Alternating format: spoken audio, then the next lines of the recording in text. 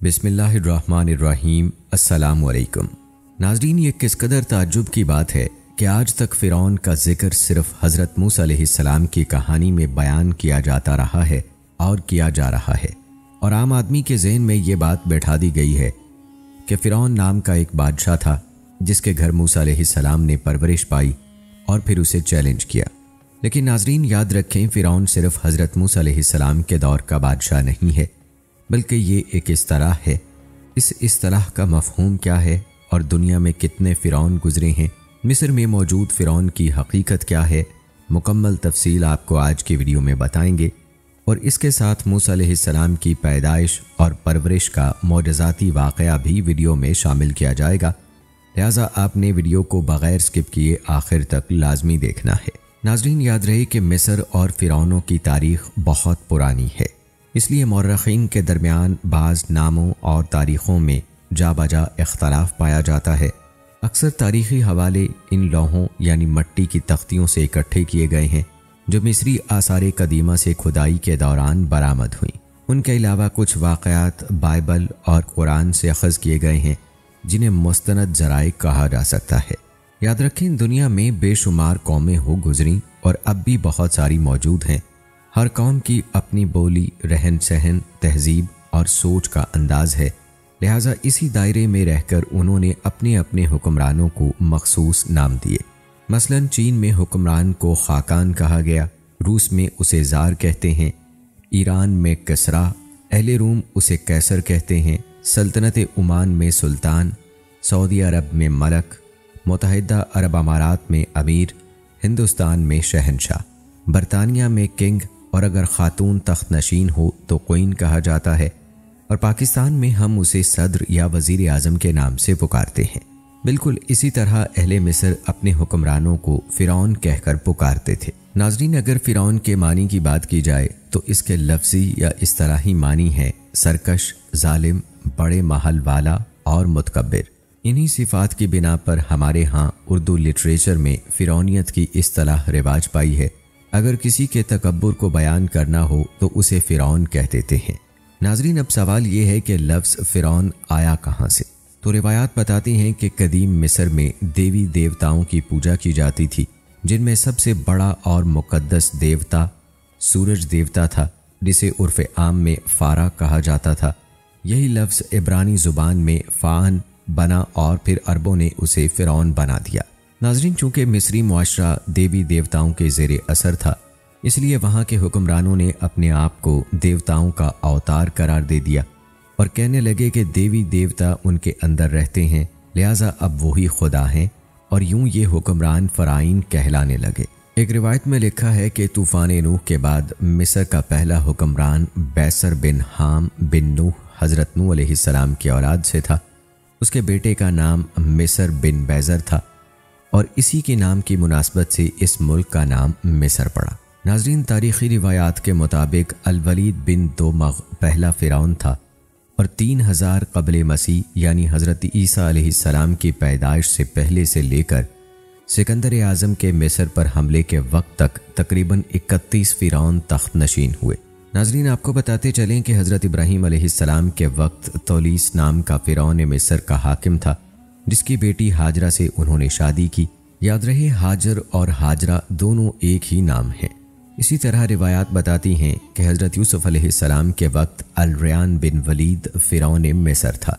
नाज़रीन, आपको मुख्तसरन बताते चलें कि जब हज़रत यूसुफ अलैहिस्सलाम को उनके सौतेले भाइयों ने कुएं में फेंक दिया था तो एक काफ़िले वालों ने वहाँ से निकाला और मिस्र के बाज़ार में ले जाकर फ़रोख्त कर दिया था। आपको वहाँ के वज़ीर ख़जाना अतफ़ीर अल-मारूफ़ अज़ीज़ मिस्र ने भारी रकम के एवज़ ख़रीद लिया था। उसकी बीवी का नाम ज़ुलेखा था, जो हज़रत यूसुफ अलैहिस्सलाम के हुस्न की दीवानी हो गई और ख़राब नीयत से उनकी तरफ लपकी, मगर अल्लाह के नबी ने उसकी बात ना मानी। यह कहानी एक तवील कहानी है। मुख्तसर ये कि आप अलैहिस्सलाम को ज़ुलेखा की शिकायत पर जेल में डाल दिया गया। वहाँ 2 सरकारी मुलाजिमीन भी कैद होकर आए, जिन्होंने ख्वाब देखा और हज़रत यूसुफ अलैहिस्सलाम को सुनाया। एक ने कहा, मैंने देखा कि अंगूर से शराब नचोड़ रहा हूँ। दूसरे ने कहा, मेरे सर पर रोटियाँ रखी हैं और परिंदे खा रहे हैं। आप अलैहिस्सलाम अल्लाह के नबी थे, इसलिए कहा कि जो बताऊंगा वो होकर रहेगा। آپ علیہ السلام نے مصلحت کے تحت نام بتائے بغیر بتایا کہ ایک رہا ہو کر بادشاہ کو شراب پلانے پر مامور ہوگا اور دوسرے کو سزائے موت ہوگی اور اس کی لاش پرندے کھائیں گے۔ ساتھ ہی یہ بھی کہا کہ جو رہا ہو وہ بادشاہ کے پاس جا کر میرا ذکر ضرور کرے کیونکہ میں بے گناہ قید میں ہوں۔ ناظرین، حکم الہی کے مطابق ایسا ہی ہوا اور بندار نامی شخص رہا ہو کر بادشاہ کا خدمت گار بنا، لیکن شیطان نے اسے حضرت یوسف علیہ السلام کا پیغام بادشاہ تک پہنچانے سے منع کر دیا۔ قدرت خدا کی، فرعون مصر نے خواب دیکھا کہ 7 موٹی گائیں ہیں جنہیں 7 دبلی پتلی گائیں آ کر کھا جاتی ہیں۔ اسی طرح گندم کے 7 ہری بھری اور 7 خشک بالیاں ہیں۔ اس نے نجومیوں اور کاہنوں علماء کو بلا کر خواب سنایا، مگر کوئی بھی تسلی بخش تعبیر نہ بتا سکا۔ تب بندار کو یاد آیا کہ جیل میں یوسف علیہ السلام نام کا ایک نیک سیرت قیدی خوابوں کی تعبیر بتاتا ہے۔ اس نے بادشاہ سے اس کا ذکر کیا۔ بادشاہ نے اس قیدی کو پیش کرنے کا حکم دیا۔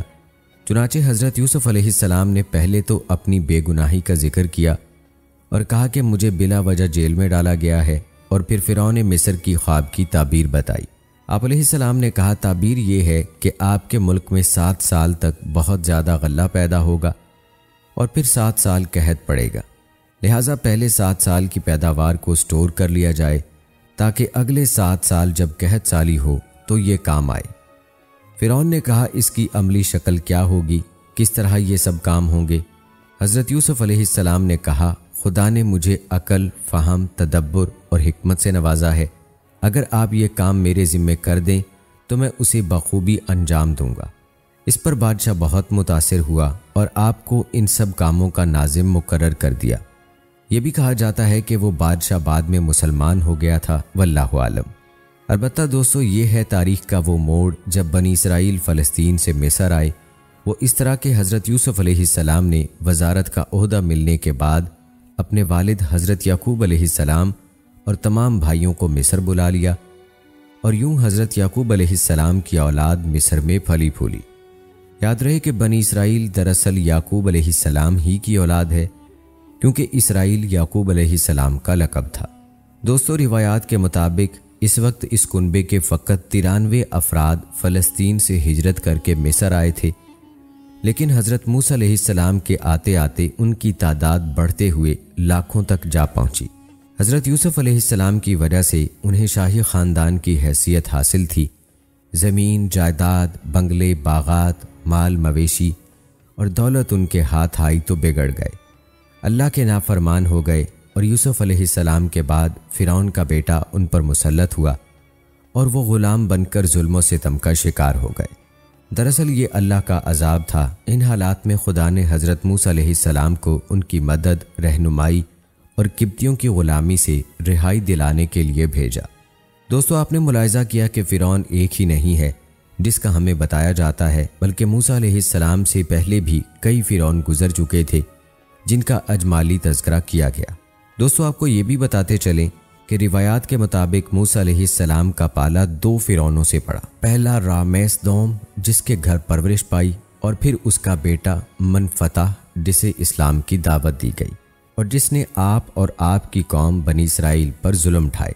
یہ اصل قصہ کس طرح سے ہے، اس کی حقیقت کیا ہے، یہ بتانے سے پہلے آپ نے ہمارے ایک سوال کا جواب کمنٹ میں لازمی بتانا ہے۔ سوال یہ ہے کہ آیا آج سے پہلے آپ اس حقیقت سے آگاہ تھے یا نہیں کہ موسیٰ علیہ السلام کا پالا ایک نہیں بلکہ 2 فرعونوں سے پڑا تھا؟ دوستو، اصل قصہ کچھ اس طرح سے ہے کہ فرعون رامیس دوم نے خواب دیکھا کہ بیت المقدس کی طرف سے آگ آئی اور اس نے مصر کے تمام قبطیوں، جو فرعون کا قبیلہ ہے، کو جلا ڈالا، مگر بنی اسرائیل محفوظ رہے۔ تمام علماء کو بلا کر خواب کی تعبیر پوچھی گئی۔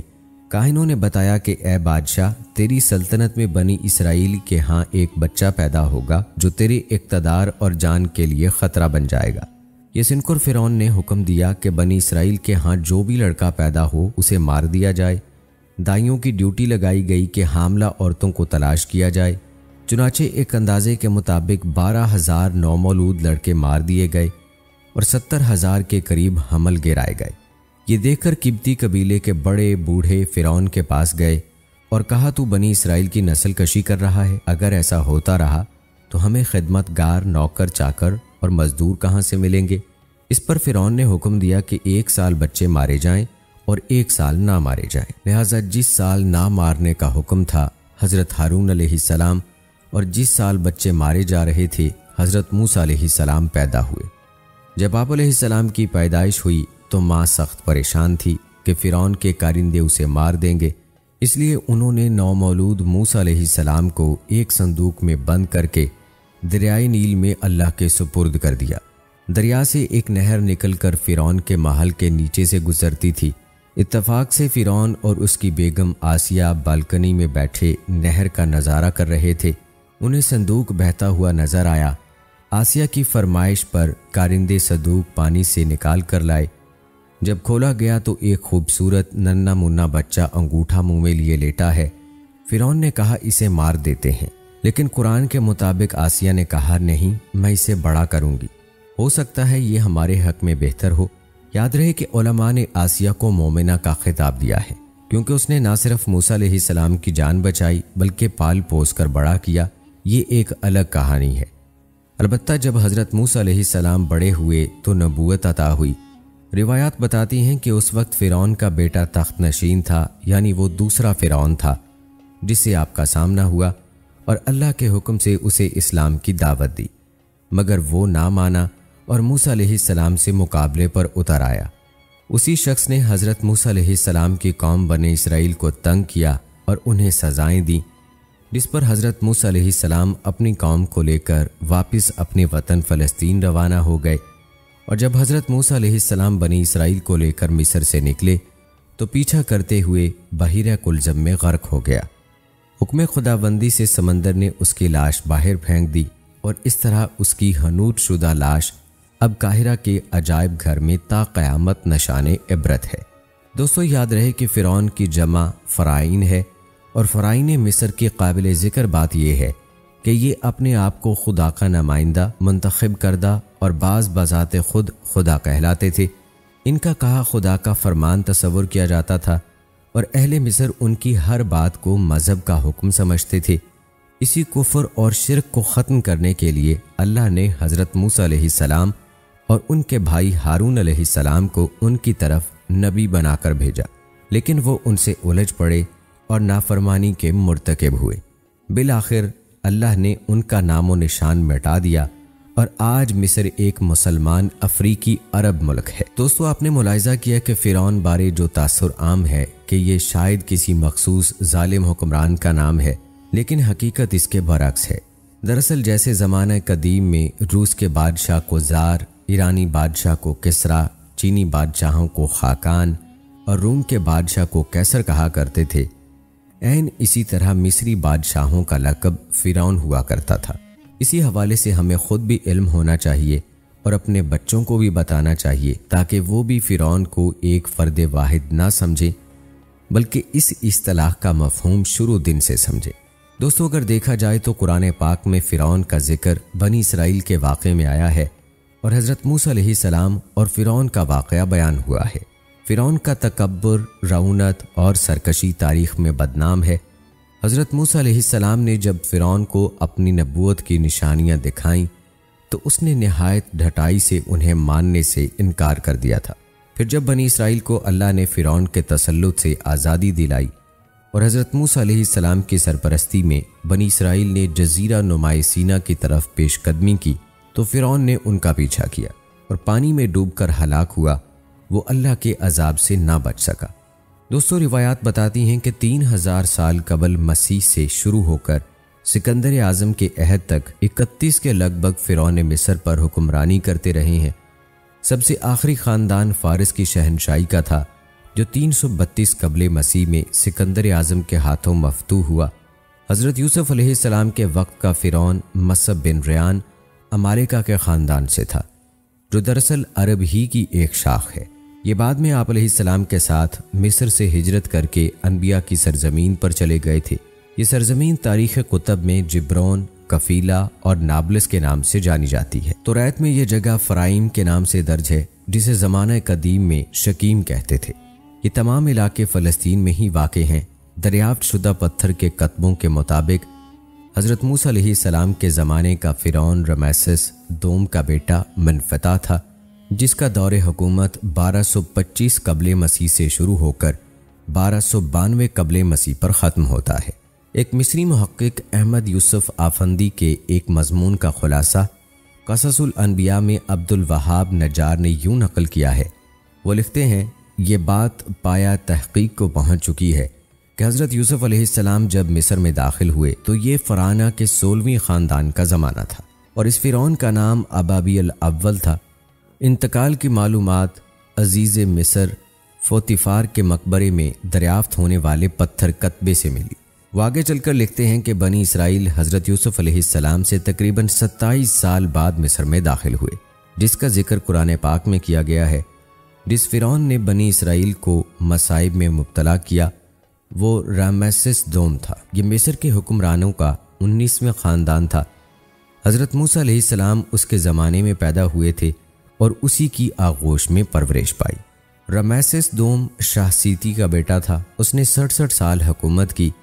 اس کی عمر 110 سال تھی۔ اس نے اپنے بیٹے منفتح کو امور مملکت سونپ دیے۔ روایات کے مطابق منفتح اس کی 150 اولادوں میں سے 13ویں نمبر پر تھا۔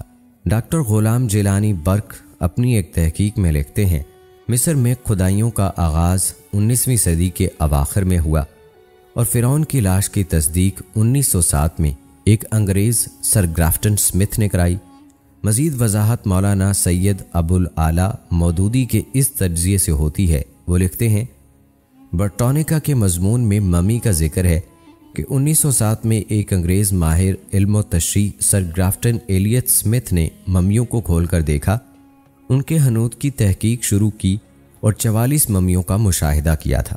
گولڈنگ سمتھ لکھتا ہے کہ 1907 میں سمتھ کو منفتح کی لاش ملی تھی۔ جب یہ پٹیاں کھولی گئیں تو یہ دیکھ کر حیران ہوا کہ اس کے جسم پر نمک کی ایک تہ جمی ہوئی تھی جو کسی اور ممی کے جسم پر نہیں تھی۔ گولڈنگ یہ بات بھی بیان کرتا ہے کہ یہ فرعون بحیرہ کلزم میں غرق ہوا تھا۔ آگے چل کر گولڈنگ لکھتا ہے کہ جزیرہ نما سینا کے مغربی ساحل پر ایک پہاڑی ہے جسے مقامی لوگ جبل فرعون کہتے ہیں۔ اس پہاڑی کے نیچے ایک غار میں نہایت گرم پانی کا ایک چشمہ ہے جسے لوگ حمام فرعون کہتے ہیں۔ سینہ بسینہ روایت کی بنا پر یہ بھی کہتے ہیں کہ اسی جگہ پر فرعون کی لاش ملی تھی، لیکن یاد رہے کہ قرآن کریم نے تو 1500 سال پہلے ہی اس واقعے کے بارے بتلا دیا تھا، جس کی تائید و توثیق آج کا محقق کر رہا ہے۔ روایات بتاتی ہیں کہ جب فرعون غرق ہو گیا تو لوگوں کو اس کی موت کا یقین نہ آیا، تب اللہ نے سمندر کو حکم دیا، اس نے اس کی لاش کو خشکی پر پھینک دیا، پھر سب نے اس کی لاش کا مشاہدہ کیا۔ آج بھی یہ لاش مصر کے عجائب گھر میں محفوظ ہے۔ دوستو، فرعون کے حوالے سے مختلف تحقیقات ہیں جو آپ کے ساتھ شیئر کی جا رہی ہیں۔ آپ کو بتاتے چلیں کہ بعض روایات میں مختلف انبیاء کے دور میں جو فرعون گزرے ہیں ان کے ناموں میں کچھ اختلاف موجود ہے۔ بعض محققین نے نام کوئی اور بتایا ہے اور بعض نے کچھ اور نام بتایا ہے، لیکن یہ بات یقینی ہے کہ ان ادوار کے حکمرانوں کو فرعون ہی کہا جاتا تھا جن کے اپنے نام الگ تھے۔ ایک روایت کے مطابق حضرت یعقوب علیہ السلام 1888 قبل مسیح اور دوسری ایک روایت کے مطابق 1706 قبل مسیح میں اپنے چہیتے بیٹے حضرت یوسف علیہ السلام کی دعوت پر اپنے 70 اہل خانہ کے ہمراہ کنعان موجودہ عراق سے مصر تشریف لائے۔ اس وقت حضرت یوسف علیہ السلام عزیز مصر کے منصب پر فائز تھے۔ یاد رہے کہ یعقوب علیہ السلام کے اہل خانہ کی تعداد میں بھی اختلاف ہے اور مختلف روایات میں مختلف تعداد نقل کی گئی ہے۔ دوستو، حضرت یوسف علیہ السلام کو جو عزیز مصر کا منصب ملا تھا، موجودہ دستور کے مطابق یہ منصب یا عہدہ آج کے وزیر مال یا وزیر خزانہ کے ہم پلہ تھا۔ اس دور میں مصر پر فرعین مصر حکمران تھے۔ یہ لفظ فرعونہ بھی لکھا اور پڑھا جاتا ہے جو فرعون کی جمع ہے۔ لغت میں اس کے معنی شریر، سرکش لکھے ہوئے ہیں۔ البتہ روایات یہ بتاتی ہیں کہ حضرت یوسف علیہ السلام کے زمانے میں جو فرعون حکمران تھا وہ خصائل کے اعتبار سے انتہائی شریف اور نیک حکمران کے طور پر جانا پہچانا جاتا تھا۔ دوستو، توریت کی ایک روایت کے مطابق حضرت یوسف علیہ السلام نے اپنے خاندان کی رہائش کی خاطر جشن یا جاشان کا علاقہ اس سے مانگا، جس پر فرعون نے کہا، تیرا باپ اور تیرے بھائی تیرے پاس آ گئے ہیں، مصر کا ملک تیرے آگے پڑا ہے، یہاں کے اچھے سے اچھے علاقے میں اپنے باپ اور بھائیوں کو بسا دے، یعنی جشن کے ہی علاقے میں انہیں رہنے دے۔ توریت پیدائش باب 47 آیات 5 اور 6 روایات کے مطابق یہ بہترین زمین یا علاقہ رمیسس کا تھا۔ دوستو یاد رہے کہ حضرت یعقوب علیہ السلام کا لقب اسرائیل تھا۔ اسرائیل ایک عبرانی لفظ ہے جو 2 الفاظ کا مرکب ہے، یعنی اسرا اور ایل۔ اسرا کے معنی عبد اور ایل کے معنی اللہ، گویا اسرائیل کے معنی عبداللہ ہوئے۔ یاد رہے کہ اگلے وقتوں میں خاندان کے سربراہ کے نام یا لقب سے نسل چلا کرتی تھی، اور اسی طرح علاقے یا خطے کا نام بھی سربراہ کے نام سے رکھا جاتا تھا یا اس کے لقب سے، جیسے قوم نوح، قوم صالح، قوم ہود، قوم لوط، قوم شعیب اور قوم بنی اسرائیل۔ اسی طرح علاقوں میں کنعان اور رمیسس وغیرہ کے علاقے ہیں جو شخصیات کے ناموں سے مشہور ہیں۔ یہ شخصیات اپنی الگ الگ شناخت اور تاریخ رکھتی ہیں۔ دوستو آپ کو بتاتے چلیں کہ بنی اسرائیل کو عرف عام میں قوم یہود بھی کہا جاتا ہے۔ یہودا حضرت یعقوب علیہ السلام کے ایک بیٹے کا نام تھا۔ بعض مورخین یہودی قوم کو اسی کی نسل بتاتے ہیں جو اصلاً اور نسلاً حضرت ابراہیم علیہ السلام سے تعلق رکھتی ہے۔ ان کا شجرہ نسب یوں ہے: یوسف بن یعقوب بن اسحاق بن ابراہیم علیہ السلام۔ روایات بتاتی ہیں کہ حضرت یوسف علیہ السلام نے جاشان کا علاقہ فرعون سے رہائش کے لیے اس لیے مانگا تھا کہ بود و باش کے اعتبار سے ان کا خاندان بدویانہ زندگی گزارنے کا عادی تھا۔ دوم یہ کہ حضرت یعقوب علیہ السلام نے اپنی وفات کے وقت اپنی اولاد سے توحید پر قائم رہنے کا وعدہ لے لیا تھا، جس کو قرآن حکیم نے اس طرح بیان کیا ہے: کیا تم اس وقت موجود تھے جب یعقوب کی موت کا وقت تھا، جبکہ اس نے اپنی اولاد سے کہا میرے بعد کسی کی پرستش یعنی عبادت کرو گے؟ تو انہوں نے جواب دیا ہم اسی ایک خدا کی پرستش کریں گے جو تیرا اور تیرے باپ دادا ابراہیم، اسماعیل اور اسحاق کا خدا ہے، اور جس کا کوئی شریک نہیں۔ روایات بتاتی ہیں کہ حضرت ابراہیم علیہ السلام کی نبوت سے لے کر حضرت یعقوب علیہ السلام کے دنیا سے پردہ فرمانے تک قوم یہود یا آل ابراہیم میں شرک و بت پرستی نہ تھی، اگرچہ دیگر قبائل اس میں مبتلا رہے ہیں۔ یہی وجہ ہے کہ حضرت یوسف علیہ السلام نے اپنے خاندان کے لیے مصر میں ایک الگ جگہ کا مطالبہ فرمایا تاکہ مصریوں کے ساتھ رہ کر ان کے عقائد میں مشرکانہ تبدیلی رونما نہ ہو جائے۔ دوستو روایات بتاتی ہیں کہ اس کے علاوہ بھی اس وقت مصریوں میں کئی ایک بد اخلاقیاں موجود تھیں، جیسے وہ لوگ چرواہوں، کاشتکاروں اور بدوؤں کو اپنے سے کمتر اور نجس جانتے تھے اور ان سے اخلاق کو معیوب گردانتے تھے۔ حضرت یعقوب علیہ السلام کی نسل میں یہ بیک وقت تینوں چیزیں یکجا تھیں۔ مشاہدات عالم میں یہ ایک بات بڑی حیرت سے دیکھی گئی ہے کہ پیغمبران کرام کی اکثریت نے بکریاں چرائی ہیں۔ دوستو یہ بات یاد رہے کہ آل ابراہیم حضرت یوسف علیہ السلام اور حضرت موسیٰ علیہ السلام کے درمیانی عرصے میں مصر میں آباد ہوئے تھے، جو بعد میں حضرت موسیٰ علیہ السلام کے ساتھ مصر سے ہجرت کر کے انبیاء کی سرزمین چلے گئے۔ یہ سرزمین مذہبی کتب اور تاریخ کی کتب میں جبرون، کفیلہ اور نابلس کے نام سے ہے، جبکہ توریت میں یہ جگہ ارض فرائین لکھی گئی ہے، جسے قدیم زمانے میں شکیم کہتے تھے۔ یہ تمام اراضی فلسطین ہی میں واقع ہے۔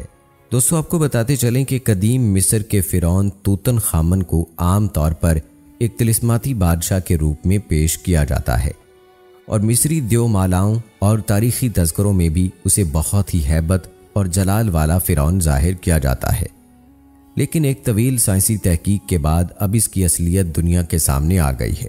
ماہرین آثار قدیمہ، تاریخی سائنسدانوں اور علم بشرحات ماہرین نے مل کر ایک طویل تحقیق کی۔ انہوں نے مصری شہر گیزا میں فرعون کے مقبروں کے شہر میں موجود توتن خامن کے ڈھانچے اور باقیات پر جدید ٹیکنالوجی کی مدد سے تحقیق کی اور طاقتور کمپیوٹروں سے بنائے گئے 2000 جسمانی نقوش کی مدد سے اس کے جسم اور خد و خال کی تصویر تیار کی ہے۔ حقائق سے پردہ اٹھا تو معلوم ہوا کہ یہ فرعون قدر زنانہ جسم کا مالک تھا۔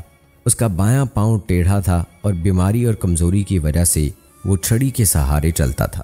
توتن خامن، اس کے والد اخناتون اور والدہ کے ڈی این اے نمونوں کے تجزیے سے یہ بھی معلوم ہوا کہ اس کے والدین آپس میں بھائی بہن تھے اور ان کے شرمناک تعلق سے اس کی پیدائش ہوئی۔ ماہرین کا کہنا ہے کہ اس فرعون کی جسمانی خامیوں، کمزوریوں کی وجہ یہ بھی تھی کہ اس کے والدین میں بھائی بہن کا رشتہ تھا۔ بتایا گیا ہے کہ توتن خامن فرعون آج سے تقریباً 3500 سال قبل مصر کا حکمران تھا۔ کہا جاتا ہے کہ آثار قدیمہ کے ماہرین نے مصر میں لگ بھگ 4000 سال پرانی قبر دریافت کی ہے۔ آثار قدیمہ کی ٹیم کے مطابق یہ قبر فرعون کے شاہی گھرانے کی ایک ایسی رانی کی ہے جو مقبرے کی دریافت سے پہلے تاریخ میں نامعلوم تھی۔ مصر کے حکام کا کہنا ہے کہ یہ مقبرہ مصر کی دارالحکومت قاہرہ کے جنوب مغرب میں 32 کلومیٹر کی دوری پر واقع قدیم ریاست ابو سر کے سب سے بڑے قبرستان میں دریافت ہوا ہے، جو فرعون کے 5ویں نسل کے گھرانوں کے ساتھ منسوب ہے۔ یاد رہے کہ ابو سر قدیم مصر کے دارالحکومت میمفس کا پرانا شاہی قبرستان ہے۔ یہاں فرعون نفر فری کا احرام ہے جس نے 4500 قبل مسیح سے پہلے مصر میں حکومت کی تھی۔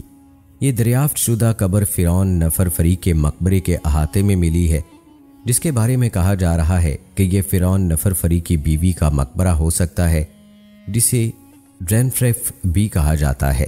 دوستو، فرانس پریس کے مطابق مصر کے وزیر آثار قدیمہ ممدوح الدمتی نے اپنے بیان میں کہا کہ یہ مقبرہ فرعون کی رانی کا ہے جس کا نام خن تقاوس سوئم ہے۔ بتایا جاتا ہے کہ رانی کا نام اور عہدہ قبر کی اندرونی دیوار پر کندہ لکھائی سے معلوم ہوا ہے۔ انہوں نے کہا کہ گزشتہ 2 رانیاں بھی اسی نام کی دریافت کی جا چکی ہیں، اسی لیے اس رانی کو خن تقاوس سوئم کے نام سے منسوب کیا گیا ہے۔ خیال ظاہر کیا گیا ہے کہ رانی کا نام مقبرہ تعمیر کرنے والے ہنرمندوں نے دیوار پر کندہ کیا تھا۔ الدمتی کا کہنا ہے کہ یہ پہلا موقع ہے جب ہم نے اس رانی کا نام دریافت کیا ہے جو اپنے مقبرے کی دریافت سے پہلے تک نامعلوم تھی۔ الدمتی نے مزید کہا کہ اس مقبرے کی دریافت سے ہمیں 5ویں نسل کی شاہی گھرانوں کے کچھ پوشیدہ پہلوؤں سے آگاہی حاصل ہوئی ہے، جس نے فرعون کی 4تھی نسل کے ساتھ مل کر پہلے اہرام مصر کی تعمیر کا مشاہدہ کیا تھا۔ مصری نوادرات کی وزارت کے ایک عہدیدار کا کہنا ہے کہ یہ قبر فرعون کی 5ویں نسل کے گھرانوں کے درمیان کی معلوم ہوتی ہے۔ ان کا کہنا تھا کہ مقبرے کی تلاش گزشتہ چند سالوں کی دریافت میں سے ایک اہم دریافت ہے جو ایک بار پھر تصدیق کرتی ہے کہ ابو سر کا قبرستان قدیم مصری تاریخ کے اہم ادوار کو اثر نو جاننے کے حوالے سے بڑی تعداد میں منفرد ذرائع فراہم کرتا ہے۔ دوستو، آپ کو بتاتے چلیں کہ مصر میں آثار قدیمہ کی چیک ماہرین میر سلاو بار ٹاکی قیادت میں 1976 سے ابو سر میں کام کر رہی ہے۔ ماہرین کو مقبرے کی دریافت کے ساتھ 30 برتن ملے ہیں، جن میں سے 24 چونے کے پتھر اور 6 تانبے کے برتن ہیں۔ اس کے علاوہ مصر کے قدیم دور کے فرعون توت عنخ آمون کے بارے میں محققین نے نئے انکشافات کیے ہیں۔ نئی تحقیق کے مطابق اس کے والدین سگے بہن بھائی تھے، جس کی وجہ سے وہ موروثی امراض کا شکار ہو کر نوجوانی ہی میں موت کے منہ میں چلا گیا تھا۔ دوستو، آپ نے ملاحظہ کیا کہ جس طرح تاریخ میں فرعونوں کا تذکرہ ہے، اسی طرح سے کئی صدیوں بعد آثار قدیمہ کے ماہرین کے تحقیقات میں بھی فرعونوں کے بارے میں بہت سی معلومات ملتی ہیں، اور تحقیقات سے ان فرعونوں کی لاشیں اور ممیاں دریافت کی جا رہی ہیں، اور فرعونوں کے بارے میں معلومات اکٹھی کی جا رہی ہیں، اور قدرت کے کرشمات دنیا کے سامنے پیش کیے جا رہے ہیں۔ دوستو، مصر میں موجود فرعون کی ممی کے حوالے سے ایک واقعہ آپ کو بتاتے ہیں، جو ایک غیر مسلم ڈاکٹر کا واقعہ ہے، جس کو فرعون کی ممی پر ایک تحقیق کی ذمہ داری دی گئی تھی۔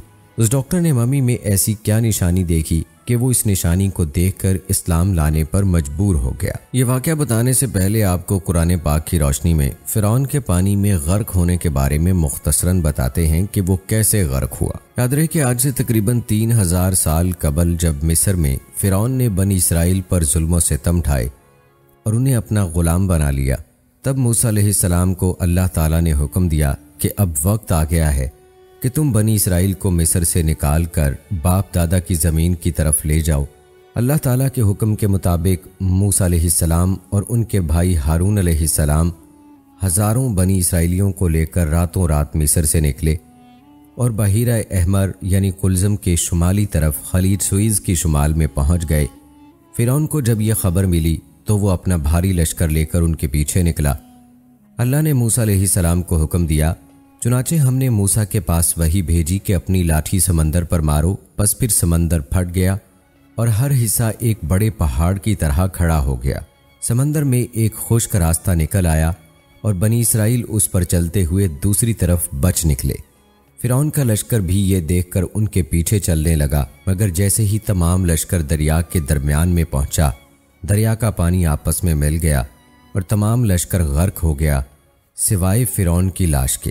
جب فرعون غرق ہونے لگا اور ملائکہ عذاب سامنے نظر آنے لگے تو کہنے لگا میں اسی ایک وحدہ لا شریک پہ ایمان لاتا ہوں، مگر اللہ کی طرف سے جواب دیا گیا اب ایمان لاتا ہے، حالانکہ تو پہلے نافرمانی کرتا رہا اور مفسد بنا رہا۔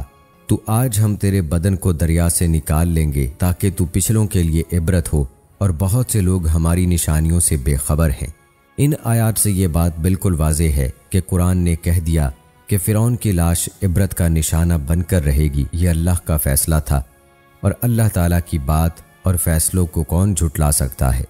دوستو، اللہ تعالیٰ کی بیان کی گئی یہ نشانی ہزاروں سال کے بعد صحیح ثابت ہوئی، اور ذرائع کے مطابق فرعون کی لاش 1881 میں بحیرہ احمر سے ملی اور آج مصر کے عجائب خانہ میں محفوظ ہے۔ یاد رہے کہ فرعون نے خدا ہونے کا دعویٰ کیا تھا اور اللہ تعالیٰ نے اسے غرق کر کے اس کی لاش کو نشان عبرت بنا دیا۔ کہا جاتا ہے کہ یہودیوں اور عیسائیوں کے عقیدے کے مطابق فرعون کی تمام فوج تو غرق ہو گئی تھی، مگر فرعون کنارے پر ہونے کی وجہ سے بچ گیا اور بعد میں اپنی طبعی موت مرا تھا۔ لیکن ان کے اس عقیدے کی کوئی حقیقت نہیں ہے، یہ ان کا من گھڑت عقیدہ ہے۔ یاد رہے کہ فرعون کے مرنے تک کی بات بائبل میں بھی موجود ہے، لیکن اس میں فرعون کا حضرت موسیٰ علیہ السلام کے رب پر ایمان لانے اور ان کی لاش کا عبرت کے لیے محفوظ رہنے کا ذکر نہیں ہے۔ کہتے ہیں کہ 1898 میں ایک عام زمیندار نوادرات کی چوری کی کھوج میں مصروف تھا، اور وہ نوادرات چوری کی غرض سے دریائے نیل کے کنارے کھدائی کرتا رہتا تھا کہ اس دوران اس کو نوادرات کا ایک نیا راستہ ملا، اور جب اس کی خبر متعلقہ اداروں کو ہوئی تو اس کسان کو تو نوادرات چوری کی سزا میں گرفتار کر لیا گیا، لیکن ان راستوں پر متعلقہ اداروں نے کھدائی شروع کرا دی، اور انہی راستوں پر آگے جا کر مصر میں پرانے مقبرے دریافت ہوئے، جس میں فرعون سمیت دیگر بادشاہوں کی حنوط شدہ لاشیں دریافت ہوئیں، جن میں فرعون کی لاش باقی لاشوں کی نسبت مختلف پائی گئی۔ اور کہتے ہیں کہ فرعون کی لاش جس کپڑے میں تھی اس میں سینے کے پاس اس کا نام بھی لکھا ہوا تھا۔ ان لاشوں کے متعلقہ اداروں اور حکومت نے اپنی تحویل میں لے لیا، اور ان پر تحقیقات کے بعد ان کو عجائب گھر میں رکھوا دیا گیا۔ دوستو، آئیے اب آپ کو ڈاکٹر مورس کا واقعہ بتاتے ہیں جو فرعون کی لاش کے حوالے سے ہے۔ کہتے ہیں کہ فرعون کی لاش کے دریافت ہونے کے 83 سال بعد 1981 میں جب فرعون کی ممی خراب ہونے لگی تو مصری حکومت نے فرانس سے درخواست کی کہ وہ فرعون کی ممی کو خراب ہونے سے بچائے اور اس کی موت کی اصل وجہ دریافت کرائے۔ فرعون کی لاش مصر سے فرانس لائی گئی، اور ماہر ڈاکٹروں نے، جس کے سربراہ مورس بقائل تھے، مختلف ٹیسٹ کیے۔ پتہ یہ چلا کہ فرعون کی لاش پر سمندری نمک کے ذرات تھے، جو اس بات کا واضح ثبوت ہے کہ اس کی موت سمندر میں ہوئی۔ جب ڈاکٹر مورس بقائل کو بتایا گیا کہ مسلمانوں کی مقدس کتاب میں یہ لکھا ہوا ہے کہ فرعون کو غرق کر کے اس کی لاش کو عبرت کے لیے محفوظ کر دیا گیا ہے، یہ سن کر ڈاکٹر حیران ہوئے اور حقیقت جاننے کے لیے مصر پہنچے، اور وہاں انہوں نے ایک مسلمان سائنسدان سے رجوع کیا، اور اس مسلمان سائنسدان نے انہیں سورہ یونس کی آیت 90 اور 92 کا انگلش ترجمہ پڑھ کر سنایا۔ ان آیات کو سن کر انہیں بہت حیرت ہوئی کہ قرآن کا نزول فرعون کی موت سے 2000 سال بعد ہوا، اور کوئی فرعون کی لاش کے مطابق نہیں جانتا تھا، لیکن قرآن کی پیشین گوئی سچ ثابت ہوئی۔ اور پھر ان کا آپس میں مزید بحث مباحثہ چلتا رہا، جس میں انہوں نے قرآنی حقائق اور سائنسی حقائق کا موازنہ کیا، اور وہ اللہ تعالیٰ کی سچی کتاب کی تعلیمات سے ایسے متاثر ہوئے کہ انہوں نے اسلام قبول کیا۔ دوستو، یہ ہے اللہ کی قدرت کے کرشمات کہ اللہ تعالیٰ نے کیسے فرعون کو عبرت کا نشان بنایا، اور اس کی لاش آج بھی لوگوں کی عبرت کے لیے سلامت ہے، اور یہ حقیقت میں اللہ کی نشانیوں میں سے ایک نشانی ہے۔ لیکن افسوس کہ اللہ کی ان نشانیوں پر غور و تدبر کرنے والے کم ہیں، ورنہ جس نے بھی اللہ کی نشانیوں میں تفکر کیا ہے اور ان کو سمجھنے کی کوشش کی ہے، اس کو اللہ تعالیٰ نے اپنی ذات کا معترف کیا ہے، اور وہ اللہ پر ایمان لائے بغیر نہیں رہ سکا۔ یہاں آپ کو فرعون کی لاش کے بارے میں کچھ اہم معلومات بھی بتاتے ہیں، اور یہ بھی بتاتے ہیں کہ اس کی لاش پر گوشت کیسے آتا ہے، یہ معلومات ایک خبر رساں ویب سائٹ سے حاصل کی گئی ہیں۔ کہتے ہیں کہ فرعون کی لاش کی لمبائی 202 سینٹی میٹر ہے۔ فرعون کی لاش 1235 قبل مسیح میں سمندر میں ڈوبی ہوئی تھی۔ 3116 سال سمندر میں پڑے رہنے کے باوجود بغیر گلے سڑے محفوظ رہی۔ یہ واقعہ اس بات کا ثبوت ہے کہ قرآن مجید ایک الہامی کتاب ہے۔ عجائب گھر میں باقی بادشاہوں کی حنوط کی ہوئی ممیاں موجود ہیں، مگر غور طلب بات یہ ہے کہ فرعون کی ممی نہیں ہے۔ فرعون واحد ہے جس کی لاش ممی نہیں ہے۔ ہر سال 15 مارچ کو میوزیم میں رکھی فرعون کی لاش کی ڈریسنگ کر کے دوبارہ شیشے میں رکھ دیا جاتا ہے۔ یہ تمام اللہ تعالیٰ کی نشانیاں ہیں اور ان سے ہر مسلمان کو عبرت حاصل کرنی چاہیے۔ دوستو، ڈاکٹر مورس کی ایک ریسرچ کے مطابق بنی اسرائیل پر ظلم و ستم کرنے والے فرعون کا نام رمیسس تھا، اور اس کے جانشین کے دور حکومت میں اللہ تعالیٰ نے حضرت موسیٰ علیہ السلام کو بنی اسرائیل سمیت مصر کو چھوڑنے کا حکم دیا۔ دریائے نیل میں فرعون حضرت موسیٰ علیہ السلام کے لشکر کے پیچھے اترا تو پانی میں ہلاک ہو گیا، اور اس واقعے کو اللہ تعالیٰ نے قرآن پاک میں تفصیل سے بیان کیا ہے۔ فرعون کی ممی قاہرہ کے عجائب گھر میں سیاحوں کے لیے آج بھی سجی ہوئی ہے۔ اس کے سر اور گردن کا حصہ کھلا ہے، جبکہ باقی جسم کو ایک کپڑے سے ڈھانپ کر رکھا گیا ہے۔ یہی نہیں بلکہ مزید مطالعے سے معلوم ہوتا ہے کہ اس کی ناک کے سامنے کا حصہ غائب ہے، جیسے کسی حیوان نے کھا لیا ہو۔ ممکن ہے کہ جب یہ پانی میں پڑا رہا تو کسی سمندری جانور نے اس کے ناک کے سامنے والے حصے کو کھا لیا ہو۔ اس کی لاش پر ڈاکٹر مورس نے ان حصوں کا حال ہی میں جائزہ لیا ہے جو کہ اس وقت ڈھک کر رکھے گئے تھے، اور ان کی تصاویر بھی اتاری گئی۔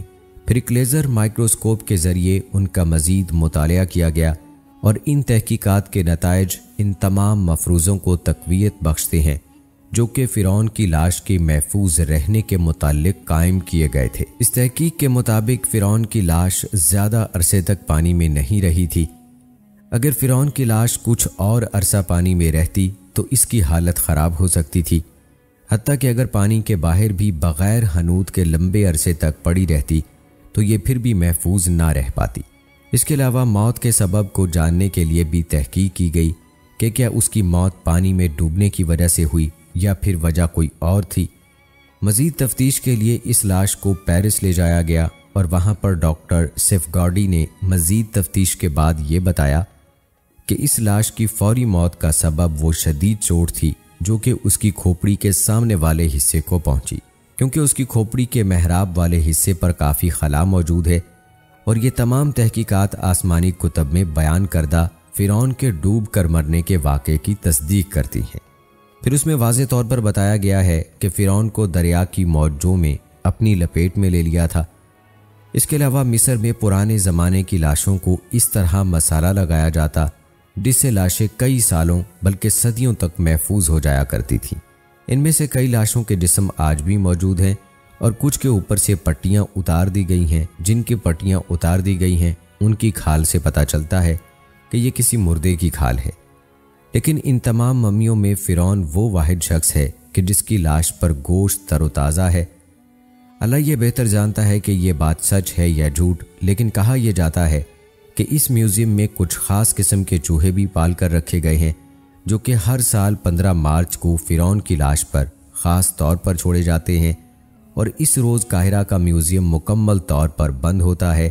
یہ چوہے اس لاش کا بڑھا ہوا گوشت کھا جاتے ہیں۔ بعد ازاں اس لاش کی پٹیاں دوبارہ سے نئے سرے سے کر کے اس کو واپس شیشے کے تابوت میں رکھ دیا جاتا ہے، جہاں اس کا گلا اور سر کھلا ہوتا ہے، جبکہ سارے جسم پر پٹیاں اور ایک خاص قسم کا کپڑا موجود ہوتا ہے۔ ان حقائق اور نتائج سے ظاہر ہوتا ہے کہ اللہ نے فرعون کی لاش کو محفوظ رکھنے کا خاص اہتمام کیا تھا، جس کی وجہ سے ہزاروں سال تک زمانے کے حالات سے یہ لاش محفوظ رہی، اور آخر کار 19ویں صدی میں اس کو دریافت کیا گیا، اور یہ قیامت تک سامان عبرت بنی رہے گی۔ اس لاش کے حوالے سے ہمیں یہ سبق ملتا ہے کہ تکبر اور غرور صرف اللہ کی ذات کو سجدہ ہے، اور وہی تکبر کرنے والا سب سے بڑا مالک اور رازق ہے۔ اور اگر کوئی انسان خود کو تکبر کے لائق سمجھے تو پھر اس کا حال بھی فرعون جیسا ہوتا ہے کہ جس پر آنے والی دنیا بھی لعنت کرے گی اور اس سے عبرت حاصل کرے گی۔ دوستو، آپ نے فرعونوں کی تاریخ اور ان کی ممیوں پر ہونے والی تحقیقات پر تفصیلی تبصرہ ملاحظہ فرمایا۔ اس تبصرے میں آپ کے لیے کون سی معلومات نئی تھیں اور دلچسپی کا باعث تھیں، آپ نے کمنٹ میں ضرور بتانا ہے۔ آئیے اب آپ کو موسیٰ علیہ السلام کی پیدائش اور پرورش کا واقعہ بتاتے ہیں کہ کس طرح اللہ تعالیٰ نے آپ علیہ السلام کو فرعون کے گھر میں پروان چڑھایا، جس نے موسیٰ علیہ السلام کے قتل کے لیے ہزاروں تدبیریں کی تھیں۔ دوستو کہتے ہیں ایک رات فرعون نے خواب دیکھا کہ 2 درخت زمین پر اگے اور وہ بلند سے بلند تر ہوتے چلے گئے، یہاں تک کہ ان کی بلندی عالم بالا تک پہنچی اور عالم تمام ان کے زیر سایہ ہوا۔ فرعون اس عجیب و غریب خواب سے بہت حیران ہوا، چنانچہ صبح اٹھ کر اپنے درباریوں اور حکیموں، نجومیوں اور جادوگروں کو بلا کر ان سے اپنا خواب بیان کیا اور کہا کہ مجھ سے اس عجیب خواب کی تعبیر بیان کرو۔ ان سب نے کہا کہ ہمیں تھوڑا وقت دو تاکہ ہم دیکھ سکیں۔ حکمت دانوں نے کہا کہ ہم اس کی تعبیر اپنی کتابوں سے ڈھونڈتے ہیں، اور نجومیوں نے کہا کہ ہم ستاروں کی چال دیکھتے ہیں اور اس خواب کی تعبیر کے بارے حساب لگاتے ہیں، اور جادوگروں نے بھی اپنے علم اور عملیات استعمال کرنے تک کا وقت مانگا۔ چنانچہ سب نے اپنا اپنا حساب کتاب مکمل کرنے کے بعد آپس میں ایک دوسرے سے اصلاح مشورہ کیا، اور پھر ان میں سے ایک آدمی نے یوں بیان کیا کہ اے فرعون، ہم دیکھتے ہیں کہ بنی اسرائیل کی قوم سے ایک بچہ ایسا پیدا ہوگا کہ بڑا ہونے پر تمہاری تمام مملکت خراب کرے گا اور تمہاری بادشاہی کو ختم کرے گا، اور سب لوگ اسی کے زیر سایہ ہوں گے، ملک و مملکت اور نعمت کل اسی کے ہاتھ میں آ جائے گی۔ یہ سن کر فرعون بڑا ہی پریشان ہوا اور پوچھا کہ بتاؤ تو وہ بچہ کب پیدا ہوگا؟ وہ بولے اس 3 رات دن میں باپ کی پشت سے ماں کے رحم میں آئے گا۔ فرعون نے حکم جاری کیا کہ سارے شہر میں منادی کرا دو کہ جتنے بنی اسرائیل ہیں، آج سے کوئی مرد اپنی جورو کے ساتھ ہم بستر نہ ہونے پائے، اور نہ کوئی عورت ہی اپنے شوہر سے ہم بستر ہو، اور جو حکم عدولی کرے گا اسے قتل کر دوں گا۔ اور اپنے خاص آدمیوں میں سے ایک ایک کو بنی اسرائیل کے ہر گھر پر متعین کیا کہ عدولی حکم کسی صورت نہ ہونے پائے۔ تب فرعون کے ڈر کے مارے کوئی آدمی اپنی بیوی سے مباشرت نہ کر سکا، مگر تقدیر الہی کے سامنے کوئی چارہ نہ تھا۔ باوجود اس تنبیہ اور تحدید کے، اس 3 دن کے اندر جو نجومیوں نے کہا تھا، روز موعود میں وہ بچہ یعنی حضرت موسیٰ علیہ السلام ماں کے شکم میں آئے۔ شرح اس کی یہ بیان کی گئی کہ حضرت موسیٰ علیہ السلام کی والدہ جو عمران کی بیوی تھیں، وہ بنی اسرائیل کی قوم سے تھیں۔ پہلے ان سے ایک بیٹا جن کا نام ہارون علیہ السلام اور ایک بیٹی جن کا نام مریم تھا تولد ہوئے تھے۔ عمران فرعون کے ساتھیوں میں سے تھا اور اس دن فرعون کے محل میں تھا۔ ادھر بی بی کو شوق مباشرت کا ہوا، بہت صبر کیا، لیکن جب کوئی صورت نظر نہ آئی اور صبر و قرار تمام بحکم ربی جاتا رہا، تو وہ آدھی رات کے وقت اٹھیں اور گھر سے نکل پڑیں اور فرعون کے محل کے دروازے پر جا پہنچیں۔ مرضی الہی سے تمام دروازے محل کے کھل گئے اور تمام نگہبانوں اور درباروں پر نیند طاری کر دی گئی۔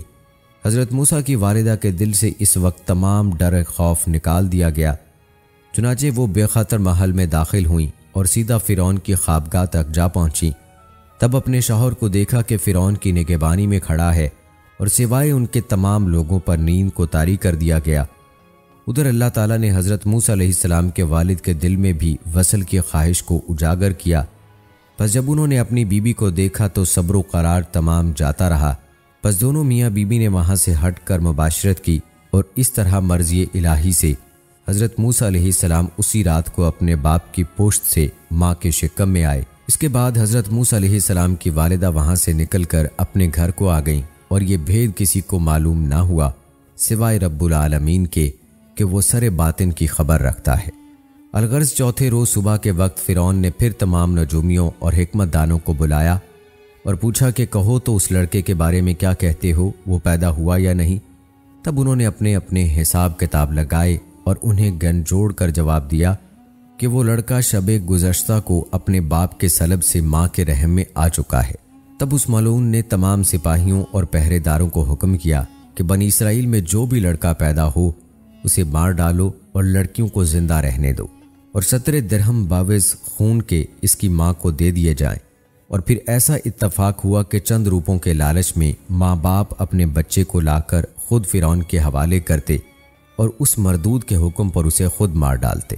اور اس کے علاوہ اس ملعون نے بنی اسرائیل کے ہر گھر میں ایک ایک قبطی کو تعینات کیا ہوا تھا، جو بچے کی پیدائش پر دیکھتے، اگر لڑکا ہوتا تو اسے مار ڈالتے، اور اس کے خون کے بدلے ماں باپ کو 70 درہم ادا کرتے، اور اگر لڑکی ہوتی تو اسے زندہ چھوڑ دیتے۔ پس بنی اسرائیل کو فرعون ملعون نے دکھ میں رکھا ہوا تھا اور ان کے بیٹوں کو قتل کرتا، اور اس کی طرف سے قبطی عورتیں آ کے بنی اسرائیل کی عورتوں کے پیٹ پہ ہاتھ پھیرتی، غیر محرم آ کے حمل دیکھتے پیٹ سے ہیں یا نہیں۔ چنانچہ ارشاد باری تعالیٰ ہے، اور جب چھڑا دیا ہم نے تم کو فرعون کے لوگوں سے، کہہ دیتے تم کو بڑی تکلیف، ذبح کرتے تمہارے بیٹے اور جیتی رکھتے تمہاری عورتیں، اور اس میں آزمائش ہوئی تمہارے رب کی بڑی۔ فرعون ملعون کے آدمی آتے اور بنی اسرائیل کی عورتوں کے حمل دیکھتے کہ پیٹ سے ہیں یا نہیں۔ ادھر حضرت موسیٰ علیہ السلام کی والدہ حمل سے تھیں۔ ایک دن اتفاق ایسا ہوا کہ وہ روٹی بنا رہی تھیں کہ درد زچگی کا اٹھا اور حضرت موسیٰ علیہ السلام تولد ہوئے، مانند آفتاب منور کے کہ ان کے نور سے پورا گھر جگمگا اٹھا، جو کوئی ان کی طرف دیکھتا آنکھیں خیرہ ہو جاتی۔ ادھر حضرت موسیٰ علیہ السلام کی ولادت ہوتے کچھ ہی دیر ہوئی کہ فرعون کے لوگ آ پہنچے۔ تب حضرت موسیٰ علیہ السلام کی والدہ کو اندیشہ ہوا کہ اگر ان کو پتہ چلا تو ضرور میرے بچے کو مار ہی ڈالیں گے، اور اللہ سے دعا کر رہی تھیں کہ تو ہی میرے بچے کو ان ظالموں کے شر سے اپنی پناہ میں رکھ، اگر انہوں نے دیکھا تو یہ تو مار ہی ڈالیں گے۔ آخر جب کوئی جگہ چھپانے کو نہ ملی تو روٹیاں بنانے کے لیے جو تنور تپایا ہوا تھا، حضرت موسیٰ علیہ السلام کو ایک کپڑے میں لپیٹا اور اس جلتے ہوئے تنور میں ڈال دیا، اور اس پر ایک خالی دیگ کو چڑھا دیا کہ دیکھنے سے یہی گمان ہو کہ کھانا پک رہا ہے۔ اس کے بعد فرعون کے لوگوں نے آ کے عورت کے پیٹ پر ہاتھ پھیرا تو کچھ اثر حمل کا نہ دیکھا، اور باقی گھر میں دیکھا، لیکن تنور کو جلتا ہوا دیکھ کر خیال کیا کہ بھلا اس میں کوئی کیسے ہو سکتا ہے، اور واپس چلے گئے۔ اور اس کی ایک شرح یوں بیان ہوئی ہے کہ جب بنی اسرائیل کے لڑکے قتل کیے جانے لگے تو قبطی فرعون کے پاس پہنچے اور عرض کی کہ اے بادشاہ، اگر اس طرح بچے قتل کرتے رہے تو قریب ہے کہ بنی اسرائیل میں لڑکے بالغ ختم ہو جائیں، تب ہمارے کام اور خدمت کون کرے گا؟ تب ملعون نے اعلان کیا کہ ایک دن پیدا ہونے والے بچوں کو چھوڑ دو اور دوسرے دن کے قتل کر دو۔ اور حضرت موسیٰ علیہ السلام کی ولادت اس دن ہوئی جس دن کو چھوڑ دیتے تھے، اور ملعون روز نجومیوں سے اس بابت دریافت کرتا۔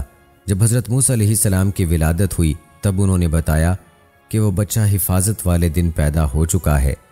تب ملعون نے حکم جاری کیا کہ شہر میں دیکھو اور جس گھر میں نومولود بچہ نظر آئے قتل کر دو۔ پس جب فرعون کے لوگ جناب موسیٰ علیہ السلام کے گھر پہنچے تو آپ کی والدہ کو ڈر ہوا کہ یہ میرے بچے کو قتل کر دیں گے۔ تب انہوں نے آپ کو تنور میں ڈال دیا جو اس وقت دہک رہا تھا۔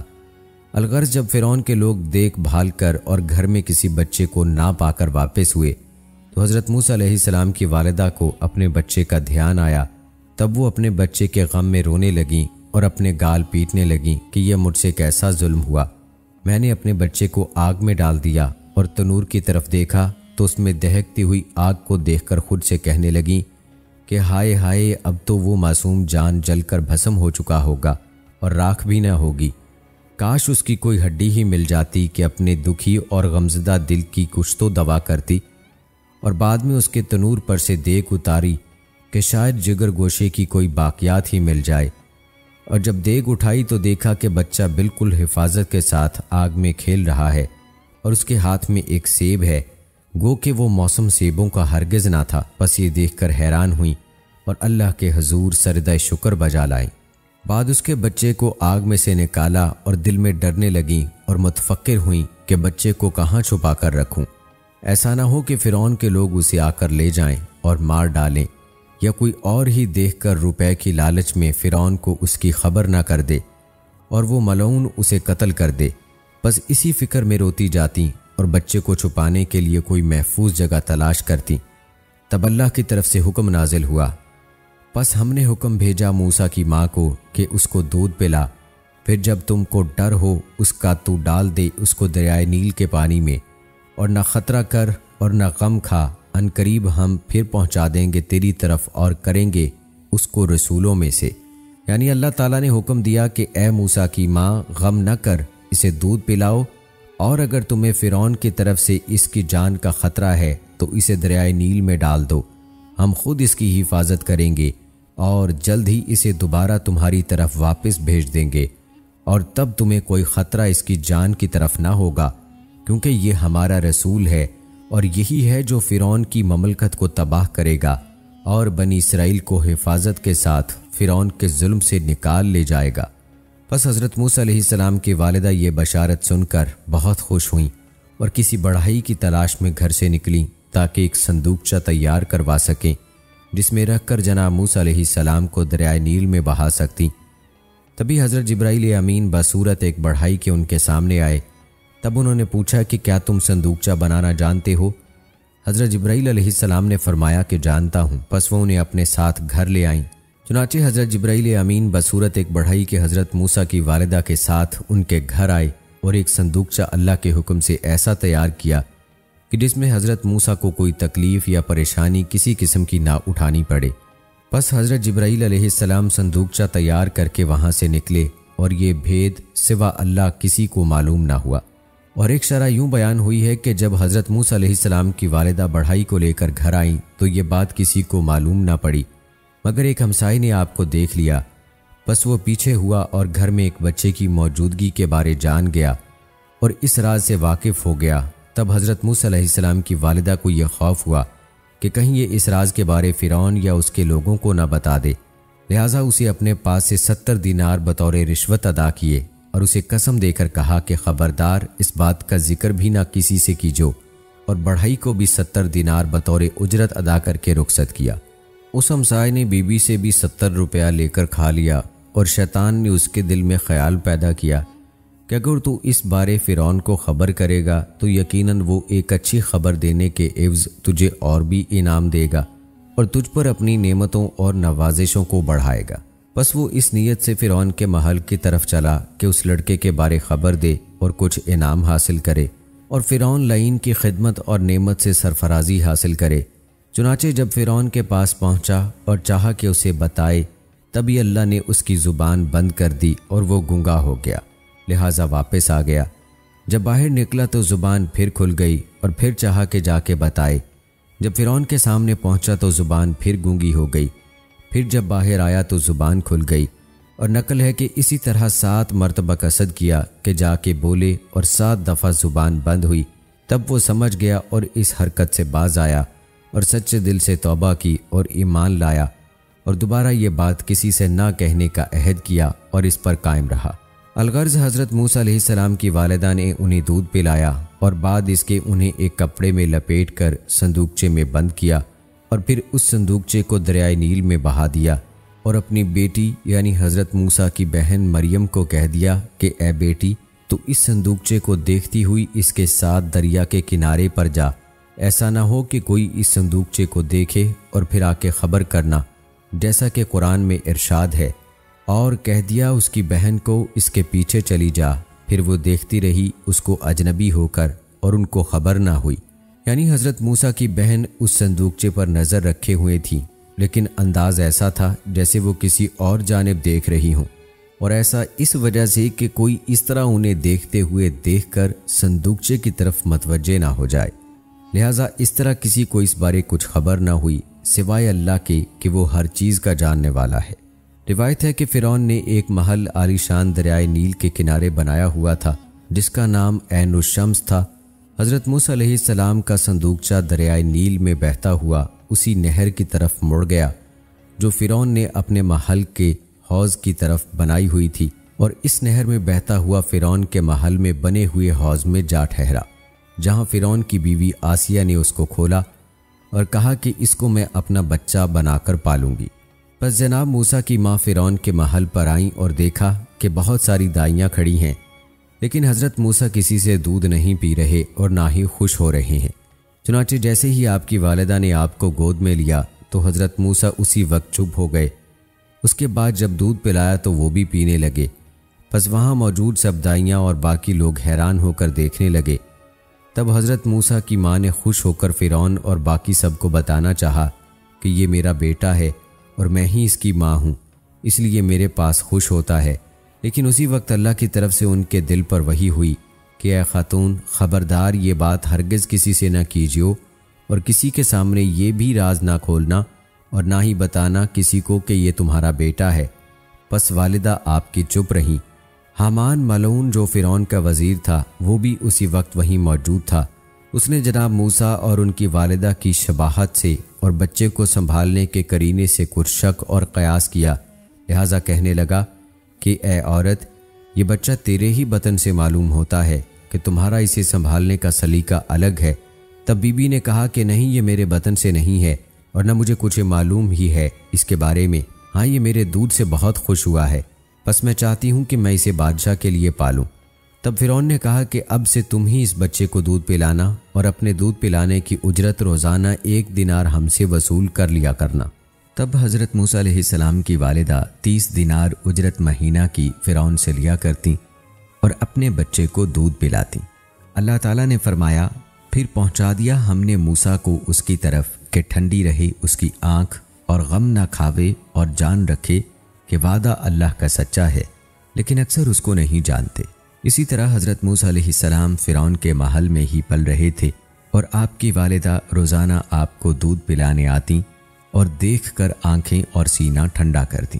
ناظرین، یہ ہے شان رب کائنات کی کہ جس کے قتل کی تدبیریں تھیں، اللہ نے تدبیریں کرنے والے کے گھر میں اس کو پال کر دکھایا۔ سبحان اللہ۔ یہ تھی ہماری آج کی ویڈیو۔ امید کرتے ہیں کہ آپ کو پسند آئی ہوگی۔ ہماری آج کی اس ویڈیو کے متعلق اپنی رائے کا اظہار کمنٹ باکس میں لازمی کیجیے گا۔ مجھے اگلی ویڈیو تک کی اجازت دیں۔ فی امان اللہ۔